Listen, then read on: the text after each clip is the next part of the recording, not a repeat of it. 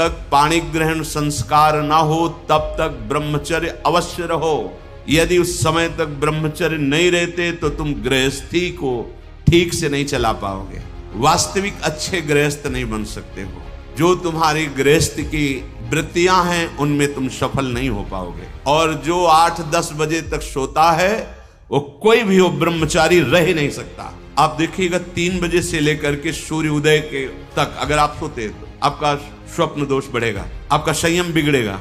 तो जैसे भजन आवश्यक है वैसे व्यायाम आवश्यक है, वैसे प्राणायाम आवश्यक है, वैसे आपको 2 किलोमीटर दौड़िए। 8 प्रकार के ये मैथुन है। पहला, जो हम देखते हैं उस पर सुधार करो, जो हम सुनते हैं उस पर देखो, कहीं हम ऐसी कोई बातें तो नहीं बोल रहे हैं जो काम उत्तेजना प्रकट कर दे। संकल्प भोग का बन गया तो क्रिया हो या ना हो आप ब्रह्मचर्य नहीं रह पाएंगे। मनोवाह नाड़ी, जो ही आपका चिंतन विकारात्मक हुआ वो नाड़ी घसीटती पूरे शरीर से उस सप्तम धातु को, और वो घसीट लिया, आपने क्रिया की या नहीं की, आपका चिंतन बिगड़ा हो गया, ब्रह्मचर्य ठीक नहीं, मन भयानक चंचल बदमाश होता चला जाएगा, गंदी से गंदी बात पेश करेगा आपके सामने, गंदे से गंदे आचरण करेगा, भूल जाएगा कि हम मनुष्य हैं, पशुवत आचरण में उतार देगा। और हारिएगा नहीं। आपने यदि गलत संस्कार बना लिए तो हारिए मत। कुछ समय तक बिना चाहे वो अभ्यास आपको गिराएगा, लेकिन आप बिल्कुल नियम संयम में दृढ़ रहिए, धीरे धीरे शांत हो जाएगा। ये आप धीरे धीरे शांत हो जाएगा। ब्रह्मचर्य बहुत जोर का ये यम है। ब्रह्मचर्य के बिना जीवन मृत है, मृत जीवन। ब्रह्मचर्य अमृत है। मन, वाणी, शरीर बड़ा भारी इनका साधना में योग है। 8 प्रकार के मैथुनों का सर्वथा त्यागी ही ब्रह्मचारी कहा जाता है। पूज्यपाद श्री उड़िया बाबा जी महाराज, मूर्तिमान ब्रह्म, ब्रह्मचर्य ही महान सामर्थ्य, परम पुरुषार्थ, भगवत प्राप्ति का प्रबल साधन है। परम सुख का, परम शांति का, परम स्मृति का, महान धृति का ये प्रधान साधन ब्रह्मचर्य है। जो इस साधन से हीन हैं वो मृत हैं, खुद देख ले। स्मृति काम नहीं, शरीर में विशेष रजोगुण का प्रभाव, भोग वासना से जलता हुआ हृदय, छल कपट, आगे चलकर शरीर पीड़ा से युक्त हो जाना, बुझा बुझा स्वभाव रहना, हृदय में एक विशेष चिंता, कल्पनात्मक भय, विषाद और पशुवत आचरण, ब्रह्मचर्यहीन जीवन। जो ब्रह्मचर्य धारण करना चाहे, भगवत मार्ग में जो चलते हैं उनके लिए तो है ही, पर जो भी परम सुख, परम आनंद और लोक में उन्नति, परलोक में परम पद, उसे ब्रह्मचर्य अवश्य धारण करना चाहिए। वैरागी के लिए नैष्ठिक ब्रह्मचर्य, आजीवन ब्रह्मचर्य। प्रवृत्ति गृहस्थ मार्ग के लिए संयम पूर्वक ब्रह्मचर्य का वर्ताव करना। जब तक पाणी ग्रहण संस्कार ना हो तब तक ब्रह्मचर्य अवश्य रहो। यदि उस समय तक ब्रह्मचर्य नहीं रहते तो तुम गृहस्थी को ठीक से नहीं चला पाओगे, वास्तविक अच्छे गृहस्थ नहीं बन सकते हो। जो तुम्हारी गृहस्थ की वृत्तियां हैं उनमें तुम सफल नहीं हो पाओगे। व्यभिचार व्यक्ति का सर्वनाश कर देता है। 20 वर्ष या 22 वर्ष की अवस्था तक तो सबको, जो भी बच्चे हैं उनको शिक्षा देनी चाहिए, ब्रह्मचर्य का ही पालन करें। बहुत सुंदर खेती गेहूं की लहलहाती हुई है, और देहाती भाषा में उसे गलेत कहते हैं। गलेत मतलब बाली निकलने को है। अब काट लो आप, एक दाना नहीं मिलेगा, और थोड़ा रुक जाओ धैर्य पूर्वक, बाली आ जाने दो, उसमें दाना पड़ने दो, और दाना पक जाने दो, तो 1 बीघा खेत में 40 मन गेहूं होगा। ऐसे ही जो आप 13-14 वर्ष की अवस्था से आपके अंदर परिवर्तन होता है, एक भोगाकर्षण होता है, सबके अंदर जो इस भूमि में जन्मा है, या भगवान या भगवत प्राप्त महापुरुष कारक पुरुष, उसकी बात तो अलग है। अन्यथा जो भी जन्मा है, जहां 12, 13, 14 वर्ष की अवस्था होती है तो काम वेदना जागृत होने लगती है। मन एक अलौकिक आकर्षण, भोगाकर्षण की तरफ भागने लगता है। एक चाह होती, कोई हमारा ऐसा दोस्त हो, कोई हमारा ऐसा प्यारा हो जिसको हम अपना जीवन समर्पित करें। ऐसा होता है, एक वो माया का ऐसा आकर्षण होता है। इसीलिए पूर्व में गुरुकुल भेजा जाता था, बिल्कुल भोग विलासता से दूर, एकांत में महान ब्रह्म ऋषियों के शासन में, चाहे वो राजकुमार हो चाहे गृहस्थ बालक हो, एक ही संगत में बैठाल कर अध्यात्म विद्या के द्वारा, नियम संयम यम के द्वारा उन्हें पूर्ण किया जाता था। उनका ज्ञान पूर्ण, उनका संयम पूर्ण, विचार उनका सत्य, फिर वहां निर्णय लिया जाता था। अब मैं आजीवन नैष्ठिक ब्रह्मचारी रहकर संन्यास लूंगा, अब मैं गृहस्थ में जाऊंगा। दोनों की पद्धतियां थी। गुरुजनों को संतुष्ट करके एक विरक्त मार्ग में चले जाते, गृहस्थ मार्ग में। जो गृहस्थ मार्ग में जाते, पाणी ग्रहण हुआ, उसमें भी गुरुकुल में रहकर शिक्षा मिली है।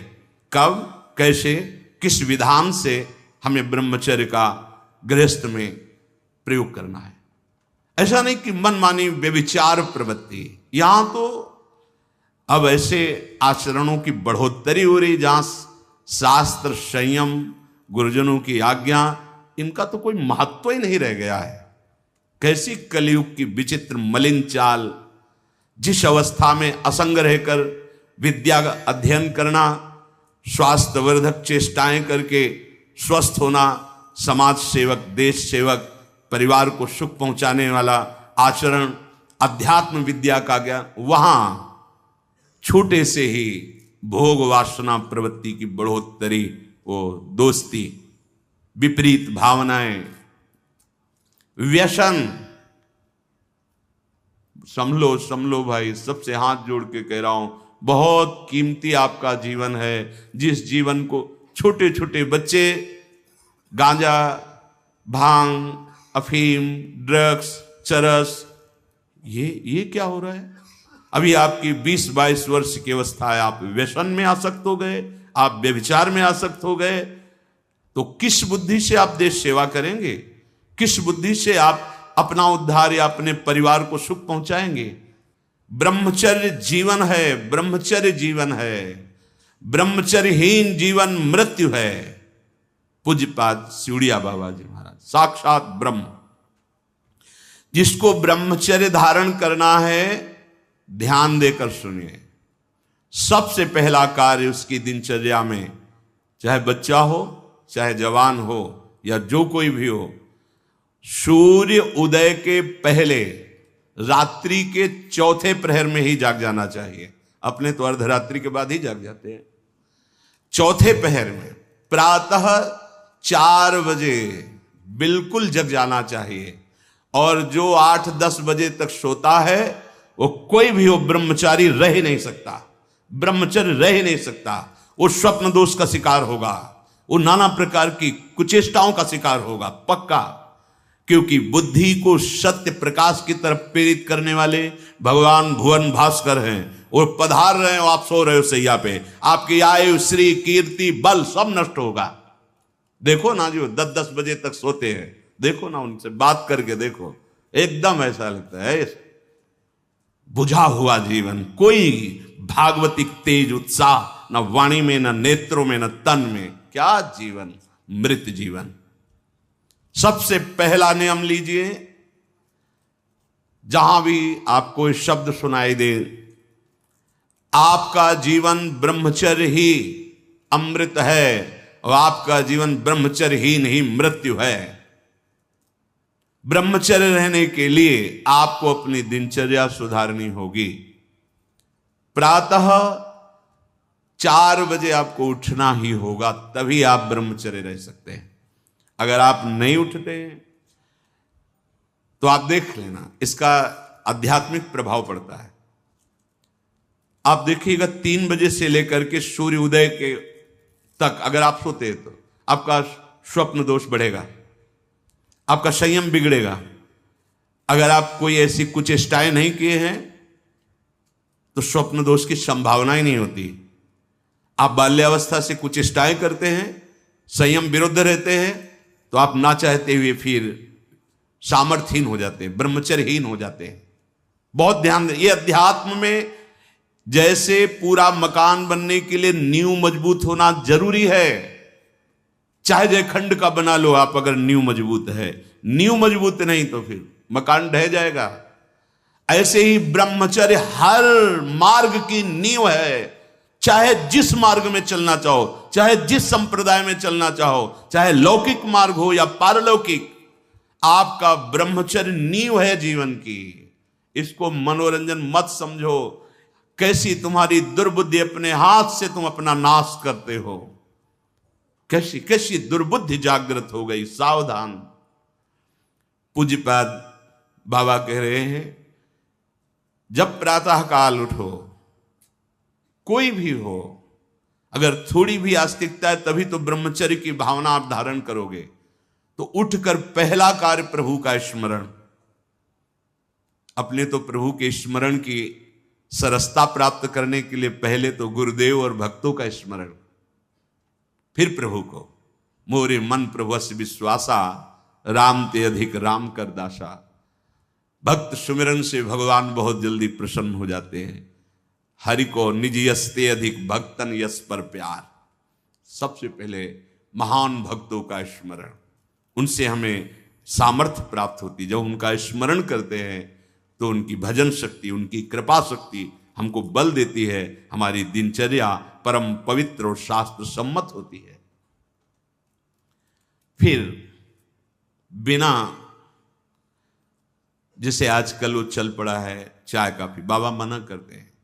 ये दिनचर्या ब्रह्मचारी की नहीं होती कि आप सुबह उठे, चाय पिए, फिर सो, नहीं।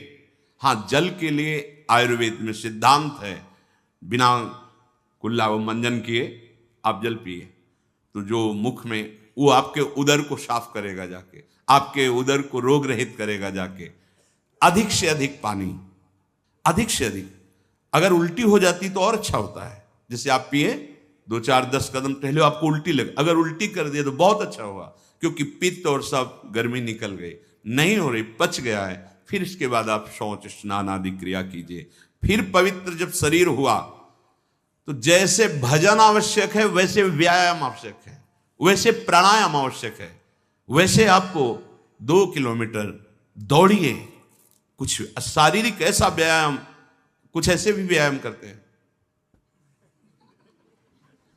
ये कोई व्यायाम पैरे से करना, बहुत से, ये कोई व्यायाम का मतलब पसीना निकले शरीर से, आपके शरीर को 1-2 किलोमीटर दौड़िए।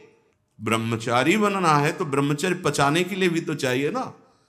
अब आधा घंटा पद्मासन, 30 मिनट कोई बहुत नहीं होता। बैठ करके आप प्राणायाम, अनुलोम विलोम, जो आजकल शिक्षाएं भी दी जाती है इसकी, आप उसको कीजिए। आसन पे बैठिए, आपका शरीर स्वस्थ रहेगा। फिर अगर आप विद्यार्थी हैं तो जैसे हम शास्त्र स्वाध्याय करते हैं उसी भावना से आप विद्या, आप देखो अगर स्मृति आपकी प्रवीण ना हो तो बताना। परम पवित्र विचार वाला, परम पवित्र आहार वाला, परम पवित्र जब आपकी चेष्टाएं, तब इस महान शक्ति को धारण किया जाता है। ऐसे थोड़ी होता है। बड़े बड़े महापुरुषों से मिल मिलकर, रो रो कर प्रार्थना करके आप बताइए, उपाय बताइए जिससे हम अपने साधन संयम को नियमित संयम में रख सके, ऐसे भाव से चल सके। आपको तो बिना किसी प्रयास के सुनने को मिल रहा है महापुरुषों की बातें। बिल्कुल समझ, आप रह के देखिएगा, एक नवीन उत्साह। और हारिएगा नहीं। आपने यदि गलत संस्कार बना लिए तो हारिए मत। कुछ समय तक बिना चाहे वो अभ्यास आपको गिराएगा, लेकिन आप बिल्कुल नियम संयम में दृढ़ रहिए, धीरे धीरे शांत हो जाएगा। ये आप धीरे धीरे शांत हो जाएगा। अब आपकी दिनचर्या में 2 प्रकार के ब्रह्मचर्य, एक आजीवन ब्रह्मचर्य, तो वैरागी का तो आजीवन ब्रह्मचर्य होता है। जो प्रवृत्ति गृहस्थ मार्ग में, उनका संयम का होता है। शास्त्र संयम के अनुसार बर्ताव करे तो उसका जीवन बड़ा सुखमय जाएगा। केवल मन के अनुसार चलने पर कि आप गृहस्थ हैं तो आपके लिए छूट नहीं। देखो, परम ब्रह्मचारी भीष्म जी अपहरण करके स्वयंवर में जीत कर जबरदस्ती राजकुमारी, वो एक राजधर्म है, मैं ले जा रहा हूं राजकुमारियों को महाराज विचित्रवीर के लिए हस्तिनापुर के सिंहासन पर आरूढ़, जिसकी ताकत हो छोड़ा, वो राजाओं का है। अंबा ने तो अस्वीकार कर दिया कि या तो आपने अपहरण किया, आप स्वीकार कीजिए, नहीं तो मैं उनको दो जो। अब वो संयम को भूल गए। महाभारत प्रसंग में है, राजा क्षमा रोग हो गया और मृत्यु को प्राप्त हो गए। बहुत सावधानी, ऐसा नहीं कि आप गृहस्थ में हो तो आप, ये कोई आपके लिए धर्म नहीं है। धर्म संतानोत्पत्ति, भगवान की सृष्टि पूजा के लिए, वो भी संयम भगवत भाव में स्थित रहते हुए। ये मनुष्य जीवन ऐसे बर्बाद करने के लिए नहीं मिला है मनमानी आचरण। यदि सत्संग नहीं सुनते, शास्त्र स्वाध्याय नहीं है, आस्तिकता नहीं है, तो चाहे स्त्री शरीर हो चाहे पुरुष शरीर हो, पशुता रहती है। क्या जीवन है? आजीवन ब्रह्मचर्य पालन करने की जिसकी इच्छा है, नैष्ठिक ब्रह्मचर्य, उसको किसी भी प्रकार से इन अष्ट मैथुनों का स्पर्श नहीं करना चाहिए, संयोग नहीं होने देना चाहिए। और जो गृहस्थ में भी, तो वो भी सावधान, पाणी ग्रहण जिससे किया है वो भी समय मर्यादा के अनुसार। अष्ट प्रकार के ये मैथुन है। पहला, जब हम कोई गंदी बातें सुनते हैं, गंदी बातें देखते हैं, तब हमारे अंदर गंदी बातों का चिंतन होता है, फिर संकल्प बनता है। पहला, जो हम देखते हैं उस पर सुधार करो, जो हम सुनते हैं उस पर देखो। कोई ऐसी बात तो नहीं सुन रहे जो हमारे अंदर काम जागृत कर दे, कोई ऐसा दृश्य तो नहीं देख रहे जो हमारे अंदर काम जागृत कर दे, कहीं हम ऐसी कोई बातें तो नहीं बोल रहे हैं जो काम उत्तेजना प्रकट कर दे। तीन बातें। पहला, ध्यान दीजिए, इसी से भोग संकल्प बनता है। पहला, भोग संकल्प त्यागी। वो बनता कैसे? प्रधान बात, आपको ऐसा कोई दृश्य नहीं देखना जिससे आपके अंदर कामोत्तेजना जागृत, इसका प्रभाव पड़ता है। अभी आप कोई ऐसी बात करुणा की सुने तो आपको रोना आ जाएगा, आप कोई ऐसा दृश्य देखें तो आपका हृदय पिघल जाएगा, आप वाणी से कोई ऐसी करुणा की बात कर आपको रोना आ जाएगा। अर्थात आपके देखने, सुनने और बोलने का प्रभाव हृदय पर पड़ता है। यदि आपका देखना, सुनना और बोलना गंदा है, गंदे का भाव आप समझ रहे होंगे, कामोत्तेजना बढ़ाना वाला है, बेकार की बातें केवल ब्रह्मचर्य की होंगी, तुम ब्रह्मचारी रह ही नहीं सकते। आप देखो गंदी बातें, सुनो गंदी बातें, बोलो गंदी बातें, और आप ब्रह्मचारी रह सको, सवाल ही नहीं उठता। जैसे आप गंदी बात देख रहे हैं, सुन रहे हैं, आप कोई चेष्टा नहीं कर रहे, तो भी आप ब्रह्मचारी नहीं रह पाओगे। वर्णन हुआ है शास्त्रों में, एक मनोवाह नाम की नाड़ी है पूरे शरीर में, ऐसा कहीं जैसे पित्त की थैली होती है, ऐसी कोई ब्रह्मचर्य वाली थैली नहीं है। ये यहां में हर नस नाड़ी में वो व्याप्त है सप्तम धातु। मनोवाह नाड़ी, जो ही आपका चिंतन विकारात्मक हुआ, वो नाड़ी घसीटती पूरे शरीर से उस सप्तम धातु को, और वो घसीट लिया, आपने क्रिया की या नहीं की, आपका चिंतन बिगड़ा हो गया, वो किसी न किसी बहाने से लघु शंका में, स्वप्न में, कैसे भी बाहर हो जाएगा, वो नहीं रुकेगा। संकल्प रहित, भोग संकल्प रहित हृदय कब होगा? जब आपका देखना, सुनना और बोलना पवित्र होगा। बहुत सावधान। आज सावधान होना तो बहुत ही कठिन है, क्योंकि मोबाइल है। एक दृश्य देखा आज आमिल ने कि एक वैश्या किसी के साथ जंगल में ऐसे, उस दृश्य ने नीच आचरणों में फंसा दिया। एक दृश्य देखा, सौभरी ऋषि ने मछली की 50 राजकुमारियों से ब्याह किया जाके मानधाता की। दृश्य ही देखने मात्र से भ्रष्ट हो जाना होता है। फिर आप उसको तो सर्च करके इच्छा करके देख रहे हैं। हाथ जोड़कर प्रार्थना है, इस आग से बचो। ये आग तुम्हारे सुकृतों का नाश करके, तुम्हारी जीवनी शक्ति का नाश करके तुम्हें ऐसे चिंता, शोक, ऐसे दुख में फंसा देगी, फिर नहीं निकल पाओगे। त्यागात शांतिरनंतरम, भगवान ने कहा, भोग के बाद शांति नहीं, तृष्णा पैदा होती है। भोग के बाद शांति नहीं मिलती है।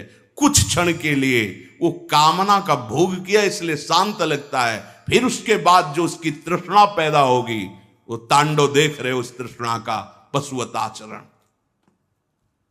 हम बातें बड़ी ऊंची ऊंची धर्म की करते हैं, लेकिन नींव नहीं है धर्म की। ये ब्रह्मचर्य पूर्ण जीवन के लिए अमृत पद है, चाहे गृहस्थी में हो, चाहे व्यापारी हो, चाहे किसान हो, चाहे, और विरक्त मार्ग का तो यही मुख्य ऐसा आधार है जिसके ऊपर वो विविध प्रकार की दैवी संपदा का अनुभव करता है। पहला है, जो आप देख रहे हैं, सुन रहे हैं, बोल रहे हैं, वो कामोत्तेजना वाला नहीं होना चाहिए, क्योंकि उससे आपके मन में संकल्प बनेगा। संकल्प भोग का बन गया तो क्रिया हो या ना हो, आप ब्रह्मचर्य नहीं रह पाएंगे। एक बार परमहंस स्वामी श्री ओंकारानंद सरस्वती जी महाराज, साक्षात मूर्तिमान ब्रह्म, नजफगढ़, कानपुर, गंगा के किनारे, बहुत ही ज्ञान संपन्न महापुरुष, तो हिम्मत करके पूछा गुरुजनों से, तो अपनी बात, महाराज जी, पूर्ण ब्रह्मचर्य रहने में कई ऐसे साधकों में परस्पर वार्ता को कहते हैं स्वप्न दोष हो जाता है, तो हम कैसे अखंड ब्रह्मचारी माने जाएंगे। महाराज ने जो वचन बोले, यदि आप कोई कुचेष्टा नहीं करते और कुछ काल के बाद ऐसा होता है, आपने स्वप्न में भी कोई गंदे दृश्य या गंदी भावना नहीं देखी, स्वाभाविक आप जगे ऐसा, तो बोले जैसे उफान आती है किसी वस्तु में, वो वास्तविक जो ब्रह्मचर्य, जो संतानोत्पत्ति वाला, वो नहीं निकल पाएगा। उसके ऊपरी भाग का, उससे कोई हानि नहीं होती। यदि आपने कुछ चेष्टा पहले से अभ्यास की है और आपका स्वप्न में गलत संकल्प बन गया है, फिर वो वैसा माना जाएगा। इसलिए संकल्प का त्याग करे, कभी कुचेष्टा न करे। स्वाभाविक कभी खान पान बिगड़ गया या कभी स्वाभाविक ऐसे अधिक श्रम, अधिक थक जाने से ऐसा हुआ, तो बोले वो ब्रह्मचर्य खंडन नहीं माना जाता, ऐसा उन्होंने बताया। दूसरा, अब हम सामने तो आंख नहीं मिला रहे काम भाव से, लेकिन हम छुप करके किसी शरीर को देख रहे हैं। किसी शरीर का प्रयोग इसलिए किया कि चाहे जो साधक हो, जिस भावना का साधक हो, काम भाव से किसी भी शरीर को देखना, वो उसके लिए अष्टमैथुनों में आता है और वो ब्रह्मचर्य नहीं धारण कर पाएगा। भावनाएं हैं अलग अलग, काम भावना का अलग अलग आरोप शरीरों में किया गया है। समय परिवर्तन के साथ बुद्धि का परिवर्तन होता जाता है, कामनाओं का अलग रूप होता चला जाता है। जो हमने कभी शास्त्रों में नहीं पढ़ा वो देखने को मिल रहा है।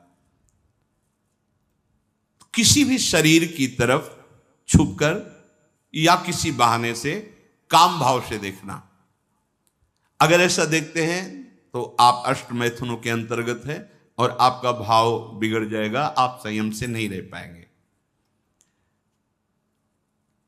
एक बार दृष्टि भूल से चली जाए उसे देखना नहीं कहते। जैसे आप मारो, अचानक दृष्टि गई, बस आप हटा लीजिए। जैसे यमुना स्नान करने गए, गंगा स्नान करने गए, यहां जहां सब परिवार के परिवार स्नान करते, अचानक दृष्टि गई है, अब दोबारा नहीं देखना। अगर दोबारा देख लिया तो अष्टमैथुन के अंतर्गत आता, वो आपका भाव बिगाड़ देगा। भूल से दृष्टि चली जाए, तत्काल उधर से दृष्टि हटा लें। किसी भी माता बहन को, जिसको जो गृहस्थ में पाणी ग्रहण किया वो अर्धांगिनी, इसके अलावा जहां भी दृष्टि जाए अपनी दृष्टि को सुधारना है।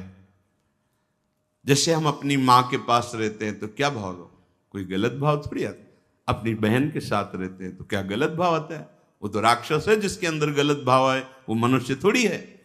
अरे बहन बेटी माँ है तो परम पवित्र, इनके तो चरण रज माथे पे रखते हैं, माथा इनके चरणों में रखते हैं। देखो कितनी सुंदर रीति हमारी ने तो देखा है। कभी बेटी से पैर नहीं छुआते थे पिता, पैर छूते ही थे। हाँ, बेटी के पैर छूते, ये देवी दुर्गा के स्वरूप मानते, एक कन्याएं ये सब भगवती का स्वरूप है ऐसा मानते। और बहन जब राखी बांधती है तो भाई तो माथा रखता ही है, चरण छूता ही है, पूज्य भाव रखना।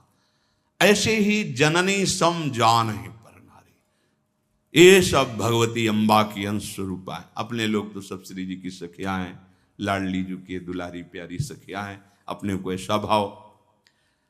अगर हम स्त्री को, किसी भी स्त्री शरीर को देखकर भोग भावना करते हैं, हमारा पतन निश्चित है। कोई क्रिया हो या ना हो, यह चिंतन वाली बात है, ध्यान रखना। किसी भी माता बहन को भोग बुद्धि से, जैसे शास्त्रों में कहा गया नरकस्य नारी, बात है कि तुम्हारी भोग भावना जो नारी के प्रति है, यह नरक पहुंचा देगी। त्रिविधम नरकस्येदम द्वारम नासन मात्मनः कामः क्रोधा तथा लोभा तस्मादेत्रयम् त्यजेत। माताओं बहनों की तरफ देख करके काम भाव से उनको देखना तो तुम समझ लो नरक जाने का रास्ता फिट कर रहे हो। त्रिविधम नरकस्येदम, शास्त्रों ने तो जगदम्बा कहा है, शास्त्रों ने तो मां कहा है इनको। जननी सम जानो पर नारी, कहां जगत की जो वार्ता है वो कहां शास्त्र के विरुद्ध पहुंच रही। शास्त्र उसको कह रहा है जो माताओं बहनों को गलत दृष्टि से देख रहा है कि नरक, ये तुम्हारे नरक का हेतु बनेगा जो तुम देख रहे हो स्त्री को काम भाव से। आगे कह रहे हैं किसी भी तरह से खिलवाड़ करना। बच्चे हैं, बच्चियां हैं, अब उनको तो ज्ञान नहीं है कि आप गलत स्पर्श कर रहे हैं, आप गलत ढंग से छू रहे हैं, और आप अपनी वासना का पोषण करने के लिए छोटे बच्चों को, बच्चियों को गोद में बैठा ले, खिला रहे, और आपकी भावना दूषित हो रही। ये सत्संग है, बहुत होश में सुनिए। अंतर की वृत्ति भ्रष्ट होने में देर नहीं लगती है। वो अबोध अवस्था को प्राप्त बालक बालिकाएं हैं। भगवान का स्वरूप मानकर दूर से उपासक उपासना का बढ़ावा करता है। दूर से देखो, चरणों में प्रणाम करो, मेरे लाडली लाल इन्हीं बच्चों में खेल रहे, प्रणाम किया निकल गए। ऐसा किसी भी तरह से स्पर्श करने का अधिकार नहीं है। वो महापुरुष जो भगवत प्राप्त है वो खुद वैसे धूल दूषित उनके साथ खेल रहे, उनकी क्षमता हमारे हृदय में नहीं जागृत है। चूक हो जाएगी, बहुत सावधानी का।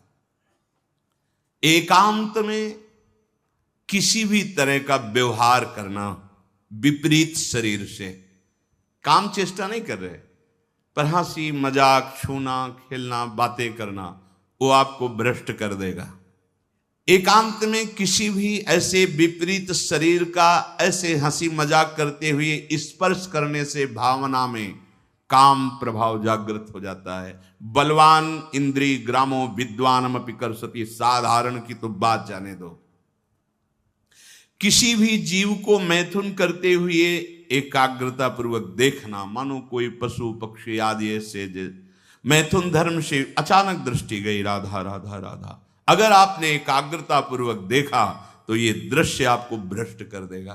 फिर मोबाइल में देखने वाली तो बात ही जाने दो। अचानक दृष्टि गई किसी पशु पक्षी आदि में, राधा राधा, अपनी दृष्टि नीचे की चल दिए। अगर उसका चिंतन बना, उसको एकाग्रता पूर्वक देखे तो कुछ क्रिया नहीं होगी। मनोवाह नाड़ी इतनी सामर्थ्यशाली, जहां चिंतन हुआ काम का, वो पूरे शरीर से सप्तम धातु को, ब्रह्मचर्य आपका क्षीण हो जाएगा।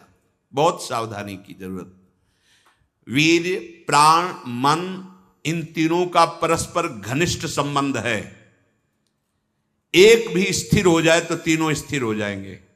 ब्रह्मचर्य ठीक, मन एकाग्र, और प्राण सूक्ष्म। सूक्ष्म प्राणों के द्वारा ही परम योग को प्राप्त किया जाता है। स्थूल प्राण, बहुत खाना, बहुत चर्बी बढ़ाना, ये साधन हो पाएगा? शाम ऐसे आटा लगा दिया जाए, उड़े ना। श्वास प्रश्वास चल रही, उस आटे पर धक्का भी नहीं लगना चाहिए, तब समझना चाहिए कि प्राणवायु सूक्ष्म हो रही। इन बातों का कोई ध्यान ही नहीं हो रहा, बस मनमानी आचरण। बहुत इतना खा लिया, अब उसी को पचाने में पूरी शक्ति लग गई। भजन और एकाग्रता और इंद्रिय संयम तो बात जाने दो, इतना पा लिया। वीर प्राण मन तीनों का परस्पर घनिष्ठ संबंध है और उपासना में तीनों का बहुत बड़ा योगदान है। प्राण सूक्ष्म, देखो नाम जब आप श्वास लेते हैं आराम से और नाम चल रहा है कशान, फिर श्वास आराम से, नाम चल रहा है। अब स्थूल प्राण है, बैठे हो सुनाई दे रही आवाज प्राणवायु, सांप की सी फुसकार निकल रही, आप साधक हैं, आप उपासक। इतने स्थूल प्राण तो आप मंत्र कहां चला पा रहे हैं? इसका मतलब मंत्र नहीं चल रहा। आराम से शांत श्वास। प्राण जिसका ब्रह्मचर्य ठीक है, बिना प्राणायाम के भी वो सूक्ष्म हो जाएगा।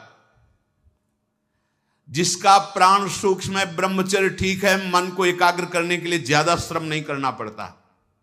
ये तीनों एक तार जुड़े हुए हैं। ब्रह्मचर्य ठीक नहीं, मन भयानक चंचल बदमाश होता चला जाएगा, गंदी से गंदी बात पेश करेगा आपके सामने, गंदे से गंदे आचरण करेगा, भूल जाएगा कि हम मनुष्य हैं, पशुवत आचरण में उतार देगा।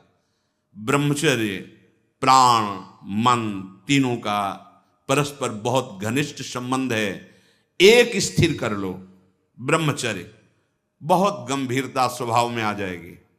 ब्रह्मचारी का स्वभाव गंभीर होता है, विचार परिपक्व होता है, स्मृति प्रवीण होती है उसकी, और हर कष्ट सहने की सामर्थ्य होती। गर्मी सर्दी बरसात पीड़ा अपमान निंदा, वो महान शीतलता अंदर प्रदान करता है। मस्ती एक रहती है। और कहीं निरंतर भजन और ब्रह्मचर्य, फिर क्या दुर्लभ रह गया संसार में उसके लिए। इसलिए हमारे शास्त्रों ने, ब्रह्म ऋषियों ने ब्रह्मचर्य पर बहुत जोर दिया है। ब्रह्मचर्य रहने वाले उपासक को इन बातों का ध्यान देना चाहिए। यदि कब्ज पेट में रहेगी तो बिना क्रिया के भी ब्रह्मचर्यहीन होने लगोगे। गर्मी बर्दाश्त नहीं ज्यादा, ये जितने नए पदार्थ पाने वाली लोलुपता है, ये सब ब्रह्मचर्य नाश करने वाली।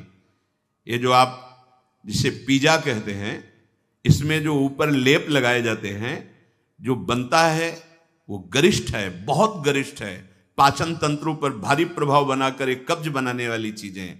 आपको ये 32 दांत दिए गए, वो अच्छे से चबा चबा के लुगदी में थोड़ा खाओ, बहुत देर चबा कर स्वाद लेकर के अंदर जब किया तो जो मुख में पाचन, यहाँ वो जो थूक आदि निकलते हैं, उससे ऐसे रस होते हैं जो उसको पाचन करते हैं। बहुत संभाल, ये भोजन का बहुत योगदान है। अगर कब्ज हो रही है तो ये अनुभव में लाई हुई वस्तु है, ये ईशबगोल की भूसी और छोटी हर।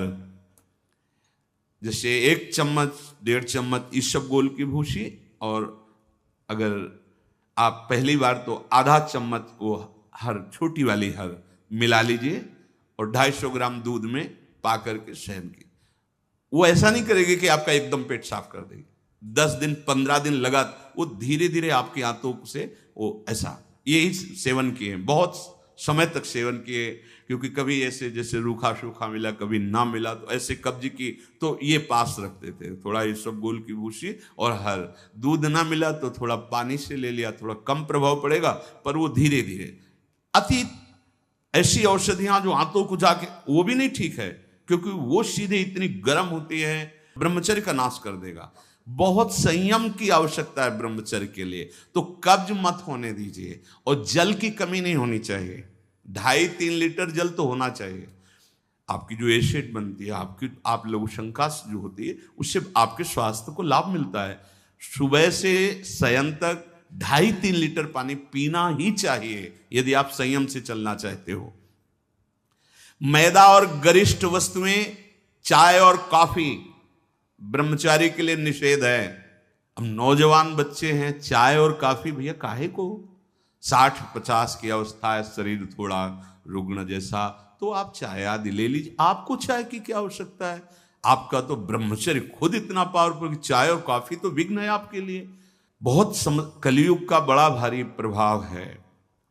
आगे कह रहे हैं कि अत्यंत आवश्यक हो तो शरीर जिसका रोगी है उसकी सेवा के लिए अगर आपको सेवा लगाई गई है, या किसी को सेवा कार्य के लिए ऐसे बकाया किसी को स्पर्श मत करो, क्योंकि सबके शरीरों में परमाणु होते हैं, अपने अपने स्वभाव, अपने अपने आचरण, शरीर में, वस्त्र में, सैया में। एक विश्राम स्थली पे जो आपकी सैया है, आप कैसे सोते हैं उसमें उसके परमाणु हैं, वस्त्र में परमाणु हैं, शरीर में परमाणु हैं। अगर आप ऐसा ही व्यवहार रखेंगे तो आप लड़ नहीं पाएंगे, आपके परमाणु इतने पुष्ट नहीं होंगे कि आप विकारों पर विजय प्राप्त करें। स्वाभाविक भीड़ में कोई छू रहा हो बात अलग है, हमें छूने की चेष्टा, अगर किसी रोगी की सेवा तो फिर विचार नहीं करना है, कोई सेवा पे है तो हमें विचार नहीं करना है। स्वाभाविक ऐसे हंसी मजाक या व्यवहार में हम बचें, स्पर्श से बचें। यहां वो छुआछूत वाला स्पर्श नहीं, अपने परमार्थ को पुष्ट करने की बात है। कभी किसी को मजाक में भी अश्लील बातें मत करो, मजाक से भी। जैसे हंसी मजाक में आप ऐसे, उसका प्रभाव पड़ेगा, वो शब्द है, वो आपके अंदर पहुंचेगा, मनन करेगा और फिर वासना जागृत कर देगा। आप कोई ऐसे कपड़े बनावटी मत पहनो, आप अपने शरीर की वेशभूषा ऐसी मत बनाओ, आप ऐसे शौकीनी प्रकट मत करो जिससे तुम्हारा शरीराभिमान पुष्ट हो, इससे काम बढ़ेगा, इससे वासना बढ़ेगी। बाबा कह रहे हैं कि ऐसे कपड़े, ऐसी सजावट, ऐसी बनावट, ऐसे लेपों के लगाने से शरीराभिमान पुष्ट होता है और आपकी काम वासना बढ़ती है। शरीर मन बुद्धि किसी की भी उन्नति नहीं होती जो शरीर सजाने में, शरीर के, उससे सब बिगड़ जाता है। देहाभिमान, देह भाव पुष्ट होता है, देह भाव पुष्टता में ही सारे विकार अपना राज्य करते हैं। बहुत सावधानी की जरूरत है, बहुत सावधानी। बड़ा पवित्र वेश रखो, पवित्र वस्त्र पहनो, हाँ, सावधानी पूर्वक चलो। इससे कोई वीआईपी पना प्रकट नहीं होता, इससे आपकी मन की, आपकी बुद्धि की, आपकी चित्त की दशा गलत मार्ग में चली जाएगी, क्योंकि शरीर भाव आप पुष्ट कर रहे हैं, शरीर को दिखाना, शरीर का सजा। हम ये नहीं कहते कि आप बाबा जी बन जाओ, आप सब पूरे मुख में रज लगाओ, ये तो हम लोगों के लिए, पर आप उचित ऐसी सभ्य पोशाक हमारे देश की रही है, बड़ी मर्यादापूर्ण रही है, आप उस पर ध्यान दीजिएगा। क्योंकि आप ऐसे जैसे शरीर सजाना से, इससे आपको दुख मिलेगा, आपका मन वासना में हो जाएगा, आपकी भावनाएं दूषित हो जाएंगी। संत समागम तो शरीर राग नष्ट करने के लिए, परमानंद। आप भजन करो, देखो आपको ऐसा सौंदर्य प्राप्त होगा, अंदर आपका ऐसा सुंदर रूप होगा। देखो ना, आचार्य चरण कहते हैं, लक्ष्मी कोटि विलक्ष लक्षण लसल लीला किशोरी सतई राधाध्यम ब्रज मंडले मधुरम राधाभिधानम। जो हमारी स्वामिनी जी के दासी भाव को प्राप्त होता है, उसको इतना सुंदर रूप मिलता है कि करोड़ों लक्ष्मी आश्चर्यचकित हो जाएं, ऐसा राधा दासी का स्वरूप होता है। इधर आओ, इतना सुंदर रूप प्रिया प्रीतम का, इतना सुंदर रूप आपका, और ऐसे महासुख में निमग्न होना। ये चमड़ा सजाते रोज सजाते तो कितने जन्म बीत गए, और इसी चमड़े में आग लगाई जाएगी, यही चमड़ा गाड़ दिया जाएगा। प्यारे, कुछ समय के लिए मिला है, इसी से तो राग मिटाने का अवसर है। आप इसको सजा के और वासनाओं के खेल में उतर रहे हो, कितनी बड़ी हानि कर रहे हो। अभी आप समझ नहीं रहे, इसलिए आपको बुरा लग सकता है कि हमारे पहनावे पे बोल रहे हैं, हमारे ऐसे। नहीं, आप अच्छे से अच्छे कीमती वस्त्र पहनिए, पर उसकी सादगी होनी चाहिए। आप अच्छा पाइए, आप अपने उचित शरीर का श्रृंगार कीजिए। सुंदर मनुष्य शरीर मिला है, देखो, जो पशु श्रृंगार करने योग्य नहीं, वो तुमसे भी सुंदर होते हैं। कैसी रंग बिरंगी है उनके सब बाल, और देखो सब एकदम सुंदर, भगवान रचा, उन्होंने रचना की है। तो आपके तो हाथ हैं, आप अपना, पर उतना जिससे आपका हृदय मलिन होकर वासनाओं के प्रवाह में न बह जाए, या हमारे को देखकर किसी के हृदय में ऐसा गंदा भाव ना आ जाए। दोनों, अपने को बचाओ और दूसरों को भी। जो तुम्हारे मन में काम भाव पैदा कर दे, ऐसे पदार्थ मत पाओ। अनुभव करो, भोजन पाते हो, पाने के बाद भजन में मन लग रहा है या वासना में जा रहा है? वासना में जा रहा तो क्यों जा रहा है? क्या आज नया पदार्थ पाया, और उस पदार्थों को जीवन भर के लिए छोड़ दो। अनुभव करो, जब कभी किसी साधु को पवाना हो तो नाम कीर्तन करना, कोशिश करना कि आपका चिंतन भी भागवतिक हो, क्योंकि उसका प्रभाव पड़ता है। आप जो बनाते हैं उसका प्रभाव पड़ता है, एकदम शीशे की तरह अंतःकरण हो जाता है, एक एक बात दिखाई देती है। तो जिन पदार्थों के पाने से, जैसे प्याज लहसुन मना किया जाता है, ये वैसा निषिद्ध नहीं कि जैसे मांस आदि ऐसा, ये तमोगुण पैदा करके वासना प्रवृत्ति को बढ़ाता है, इसलिए मना किया गया है कि अगर आपको दीक्षा लेनी है, आपको भजन मार्ग में चलना है तो रोकना पड़ेगा। ये निद्रा, आलस्य, प्रमाद, तामस, क्रोध, वासना, इसको प्रकट करने वाला है, इसीलिए संतों ने इसको निषेध कर दिया। नहीं तो इसकी उपज बड़ी पवित्र सी, जैसे जहां आलू पैदा होती है वहीं पैदा होता है, भूमि में तो होता है, पर उसका प्रभाव, जैसे तुलसी के पत्ता पास में ही गांजे का पेड़, वो भी तो ऐसी जगह मिलेगा, लेकिन वो प्रभाव तमोगुण पैदा करके व्यसन हो गया। तुलसी जी परम पावन भगवत अनुराग बढ़ाने वाली बन गई। और कोई भी सुगंधित पदार्थ जब तक प्रसादी न हो तो शरीर में नहीं लगाना चाहिए, इसका प्रभाव पड़ता है, रजोगुण पैदा करके भोग वासना प्रकट करता है। श्री जी को अर्पित तो भक्ति हो गई हमारी श्री जी की श्री अंग की गंध है, या औषधि के लिए आप ले सकते हैं। नियमानुसार व्यायाम, भोजन उतना जो पच जाए। अगर आपको शाम टाइम लगता है कि खट्टी डकार आ रही, पचा नहीं, तो फिर बैठने की जरूरत नहीं, उपवास करो, दूसरे दिन पाना, कोई मर थोड़ी जाओगे, आपकी आंतों को थोड़ा विश्राम मिला। प्रतिदिन सोते समय दांतों की सफाई करके सोएं। आपके दांत ठीक होने चाहिए, क्योंकि आप अच्छे से चबाएंगे तब आपकी पाचन शक्ति ठीक होगी। 2 बार स्नान ब्रह्मचारी को अत्यंत आवश्यक है। और यहां पेट में ठंडा ठंडा जल ऐसे, यहां तो कई बार जल डालिए, जैसे ऊपर स्नान किया, फिर आधे यहां नाभि से लेकर 10 कमंडल कम से कम ऐसे आराम आराम से, आपके ब्रह्मचर्य की बहुत पुष्टता होगी और आपकी गर्मी शांत होगी। रात्रि के समय, सोते समय विचार कीजिए, आज हमसे कौन सा विचार, कौन सी चेष्टा ऐसी गलत हुई जो नहीं होनी चाहिए, और उसको नियम लेकर दूसरे दिन से ना होने पावे। आप खुद विचार कीजिए। मांस और शराब और कोई भी नशा, ये तो कहीं प्रवेश ही नहीं है, पर धोखे से भी कभी बिल्कुल नहीं। ब्रह्मचर्य रहना है, भगवत प्राप्ति करना है, तो आप वृत्ति भगवदाकार है। अब वो खेल खेले, उनकी बात अलग है, महापुरुषों की, वो तो 10 तोला जहर भी खा के पचा जाते, ऐसे संत हुए। तो हमको अपने कोई भी व्यसन साधना में, देखो सबसे पहली गलती तो ये होगी कि वो व्यसन हमें अपना चिंतन कराएगा, समय पर हमें कोई व्यसन नहीं करना। और ध्यान से सुनिए, ब्रह्मचर्य पालन के लिए इमली और खट्टे पदार्थ बिल्कुल जहर है ब्रह्मचारी के लिए। ब्रह्मचर्य पालन के लिए लाल मिर्च, प्याज, लहसुन, गरम मसाला, जो सब्जी हैं, ये बढ़िया। दोपहर में भोजन के पश्चात 15 से 30 मिनट तक विश्राम। सोना नहीं है, करवट थोड़ा इधर मध्य में, फिर बाएं ले, उठ के बैठ गए। दिन में नहीं सोना है। जो रात्रि में सेवा करते हैं उनके लिए छूट है। अब रात्रि में बंगला बना रहे हैं श्री जी का, या जो सेवा परायण है, जिनका सीधा अखंड नाम कीर्तन हो रहा, अब रात्रि में ही कीर्तन है, दिन में सोना नहीं, रात्रि में कीर्तन करना है, तो चल कैसे पाएंगे, वो दिन में सो लें। सायंकाल के समय भोजन निषेध है, संध्या का समय हो रहा हो, भोजन निषेध है, शास्त्र स्वाध्याय निषेध है, उस समय कीर्तन, नाम जप आदि।